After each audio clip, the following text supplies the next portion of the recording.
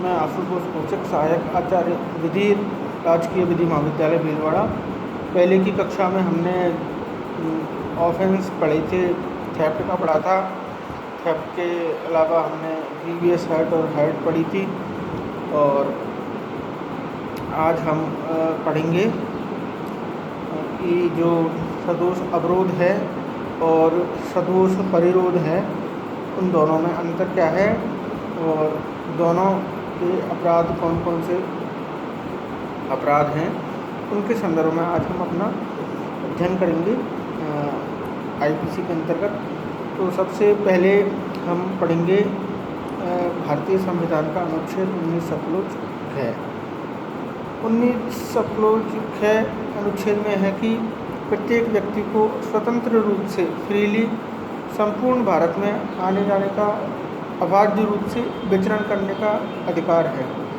तो हमारा संविधान हमको यह अधिकार प्रदान करता है कि प्रत्येक भारतीय नागरिक बिना किसी बंधन के युक्तियुक्त तरीके से, बिना किसी कानूनी अवज्ञा किए हुए और वह भारत में किसी भी स्थान के अंतर्गत आ सकता है, जा सकता है और अबाध्य रूप से, बिना किसी रोक टोक के, अबाध्य निरंतर रूप से वह विचरण कर सकता है। लेकिन यह जो सदोष अवरोध का अपराध है, यह अपराध इस स्वतंत्रता के अधिकार पर एक अवरोधक है और इस कारण से ही यह आईपीसी की धारा 339 के अंतर्गत डिफाइन किया गया है। अब आईपीसी की धारा 339 में सदोष अवरोध की जो परिभाषा दे रखी है, वह दे रखी है किसी व्यक्ति को स्वेच्छा से इस प्रकार से बाधा डालना कि उस व्यक्ति को उस दिशा के अंतर्गत, उस डायरेक्शन के अंतर्गत जिस डायरेक्शन में उसका जाने का अधिकार है, निवारित करना, प्रिवेंट करना सदोष अवरोध का अपराध है। लेकिन इस अपराध का जो अपवाद है, वो अपवाद है कि भूमि या जल के प्राइवेट अधिकार में कोई व्यक्ति बाधा डालता है और वह सद्भावनापूर्वक यह विश्वास करता है कि ऐसी बाधा डालने का उस व्यक्ति को एक अधिकार है, तो ऐसा अवरोध सदोष अवरोध नहीं होगा। और इसके अंतर्गत जो धारा में दंड दिया गया है, वो धारा 341 के अंतर्गत दिया गया है। लेकिन सदोष अवरोध का जो अपराध है, इस अपराध के अंतर्गत जो एग्रीव्ड पार्टी है, पीड़ित पक्ष है, उसको यह साबित करना आवश्यक है कि उस विशेष दिशा के अंतर्गत जिस दिशा में जाने का उसको अधिकार था, उस अधिकार से उसको वंचित किया गया और उस अधिकार का उपयोग नहीं करने दिया गया। उस अपराध का यही एक सृजन का कारण था। यदि वह व्यक्ति उस दिशा के अंतर्गत जिसमें उसको जाने का अधिकार था, जाने दिया जाता उसको, तो यह अपराध का सृजन नहीं होता और अनुच्छेद 19D संविधान की अनुपालना भी होती। लेकिन यहाँ उसको एक निश्चित दिशा, एक सर्टेन डायरेक्शन में जाने से रोका है, तो यह सदोष अवरोध का अपराध होगा। अब इसके लिए दो प्रकार की कंडीशंस होती हैं। पहली कंडीशन है, एक वर्बली रूप से हम यदि किसी व्यक्ति से कह दें कि यदि वह व्यक्ति जो एक निश्चित स्थान पर खड़ा है, यदि वह उस स्थान से 2 कदम आगे भी अगर बढ़ाएगा तो उस व्यक्ति को गोली मार दी जाएगी या उसके साथ किसी अन्य शस्त्र का प्रहार किया जाएगा, तो ऐसी स्थिति के अंतर्गत वह सदोष अवरोध की परिभाषा में आएगा, क्योंकि उस व्यक्ति को उस धमकी के द्वारा उस दिशा में जाने से, आगे बढ़ने से प्रिवेंट किया गया है। तो यह एक सदोष अवरोध के अंतर्गत ही आएगा। और दूसरा इसमें आता है कि कोई एक व्यक्ति है, वह ए नामक कोई व्यक्ति है और वह अपनी एक गाड़ी से एक निश्चित दिशा की ओर जा रहा है और कोई बी नामक कोई व्यक्ति उस व्यक्ति को अवरोध करने के लिए एक गड्ढा खोद देता है कि जिससे कि वह गाड़ी सहित उस गड्ढे में गिर जाए या गाड़ी आगे नहीं बढ़े, और उस व्यक्ति के खड्डा खोदने का आशय उस ए व्यक्ति को उस दिशा में, उस डायरेक्शन में जाने से रोकना है। तो यह अपराध भी सदोष अवरोध का अपराध बनेगा। इसके अलावा एक है, जैसे कोई मकान मालिक है और वह किसी किराएदार को, जो उसके मकान में किराए से रहता है, उस किराएदार को एक उसका जो मुख्य गेट है उस मुख्य गेट पर ताला लगा देता है। ताला लगाने का जो प्रयोजन है वो यही है कि यह व्यक्ति अपने ताले को खोल करके अपने मकान में अंदर नहीं जा सके। तो यह भी एक सदोष अवरोध का अपराध माना जाएगा। और इसमें एक दृष्टांत और आता है कि जैसे एक व्यक्ति है और वह छत पे चढ़ गया है। अब कोई बी नामक कोई व्यक्ति है, वह एक छत पे जिन सीढ़ियों के माध्यम से वह चढ़ा था उस सीढ़ियों को हटा लेता है। तो ऐसी स्थिति के अंतर्गत जो व्यक्ति सीढ़ियों को हटाता है वह व्यक्ति सदोष अवरोध के अपराध का दोषी होगा। तो ये हमारे सदोष अवरोध के लिए एक साधारण वो थी। सदोष अवरोध का जो दंड है वो धारा 339 के अंतर्गत दे रखा है। और 339 में इसकी परिभाषा है, 341 में इसका जो सदोष अवरोध का दंड है वो दे रखा है। और सदोष अवरोध का दंड है सादा कारावास जो 1 महीने तक का हो सकता है, या 500 रुपये तक का जुर्माना, या दोनों से दंडित करने का इसमें सदोष अवरोध में प्रावधान है। ये तो हो गया अवरोध, रॉन्गफुल। आप किसी व्यक्ति को प्रिवेंट करते हो, रेस्ट्रेंट करते हो किसी व्यक्ति को, तो वो अवरोध है। अब है कन्फाइनमेंट, यानी कि उसको गलत तरीके से आप परिरोधित करते हो। तो परिरोध के अंतर्गत एक जो डिफरेंस है वो है एक परिसीमा, एक लिमिट। बस अगर आप किसी व्यक्ति को एक निश्चित परिसीमा से जाने से निवारित करते हो तो यह तो अपराध में आएगा परिरोध के में, लेकिन एक दिशा में यानी डायरेक्शन में जाने से रोकते हो तो यह आएगा अवरोध में। सेक्शन 340 हमारा सदोष परिरोध है। सदोष परिरोध की परिभाषा के अंतर्गत है जो कोई किसी व्यक्ति को एक निश्चित परिसीमा से जाने से निवारित करता है, यानी कि उस परिसीमा से जिस परिसीमा में उसके जाने का उसको एक अधिकार है, उस परिसीमा में जाने से अगर निवारित करता है तो वह व्यक्ति उसका सदोष परिरोध कार्य करता है। ये रॉन्गफुल कन्फाइनमेंट उसका वह करता है। और इसमें इसका जो दृष्टांत है वो ये दे रखा है कि एक ए व्यक्ति है और वह अपने मकान में अंदर रह रहा है, और बी नामक कोई व्यक्ति है वह मकान के बाहर उसके ताला लगा देता है। तो ऐसी स्थिति के अंतर्गत अब ए के पास यह विकल्प नहीं है कि वह उस मकान से किसी भी तरीके से बाहर आ जाए, तो एक परिसीमा में ही वह रहने के लिए बाध्य है। और यदि वह व्यक्ति उस परिसीमा के अंतर्गत रहता है तो वह सदोष परिरोध के अपराध के अंतर्गत आएगा, और जो व्यक्ति ताला लगाता है वह सदोष परिरोध के अपराध के लिए दोषी होगा।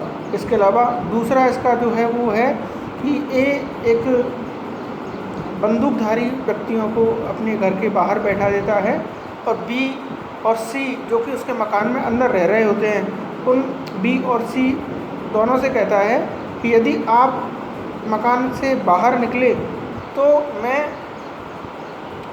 जो व्यक्ति उसने बंदूक लेकर के जो व्यक्ति अपने मकान के आगे बैठाए हैं उन व्यक्तियों के माध्यम से आपको कोई उपहत्या कारित करवा दूंगा या आपकी मृत्यु करवा दूंगा।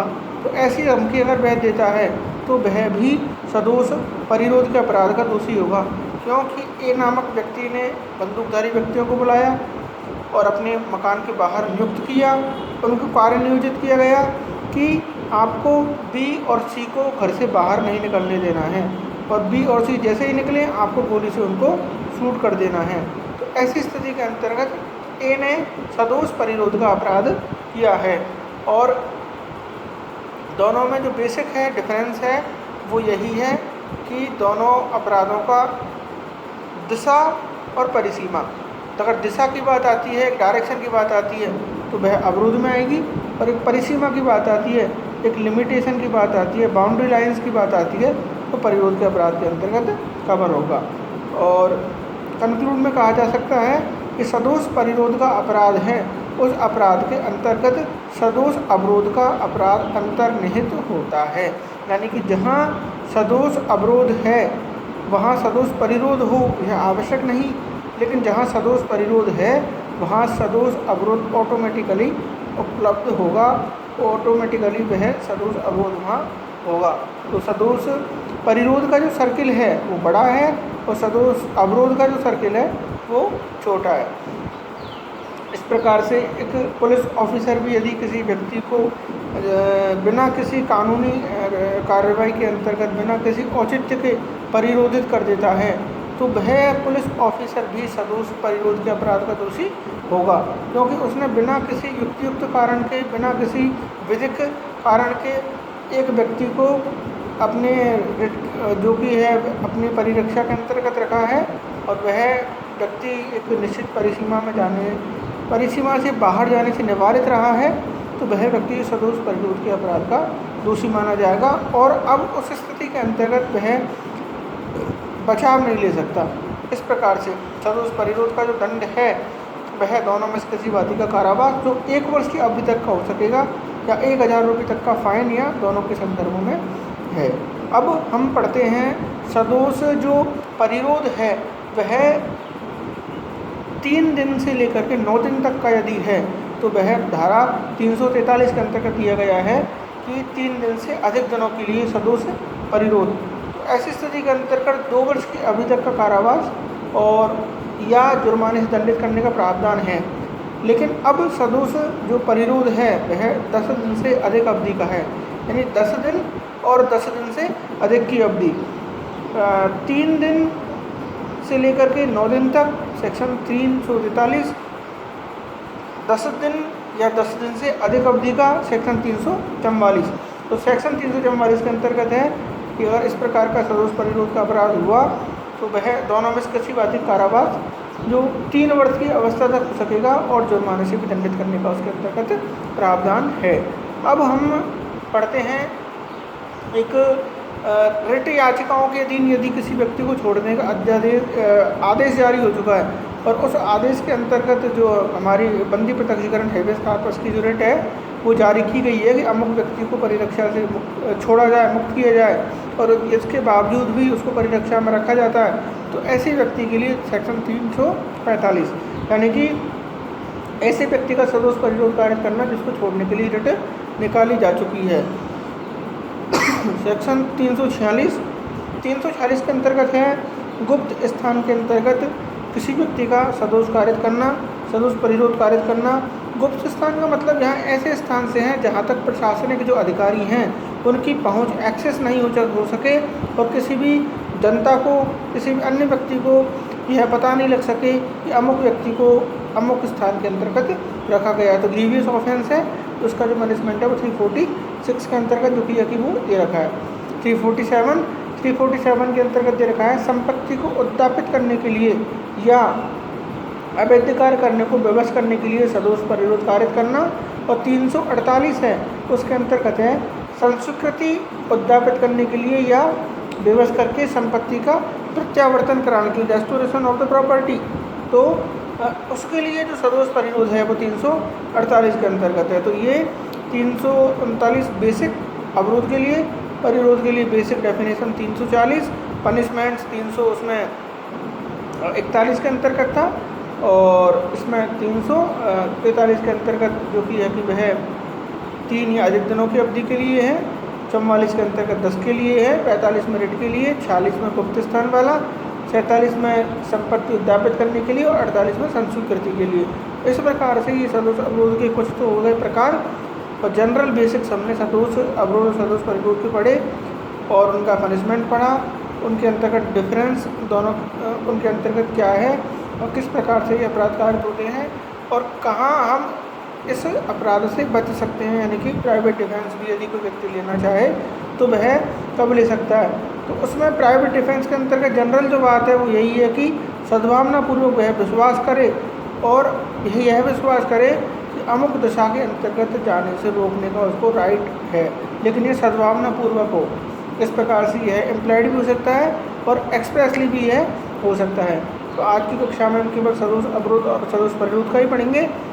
इसके बाद की जो कक्षा होगी हमारी, उस कक्षा में हम एक बहुत ही ज़्यादा महत्वपूर्ण जो आईपीसी का जो टॉपिक है वो टॉपिक है 299 और 300, यानी कि आपराधिक मानववध और हत्या, और दोनों के अंतर्गत जो बेसिक डिफरेंस क्या है वो डिफरेंस दोनों के अंतर्गत हम देखेंगे। और इस आपराधिक मानववध कल्पेबल होमिसाइड और मर्डर दोनों में अंतर, दोनों की एसेंशियल्स और दोनों में जो दोनों के पनिशमेंट्स और किस किस प्रकार से जो केस लॉज में भी एक माइन्यूट जो डिफरेंस है उसको सुप्रीम कोर्ट के द्वारा या हाई कोर्ट के द्वारा कहाँ कहाँ बताया गया है ये आगे की कक्षा में हम इसको जो कि इसका अध्ययन करेंगे। आज के लिए केवल जो है वो सदोष अवरोध सदोष परिरोध तक ही हम अपने टॉपिक को कवर करते हैं। Thank you.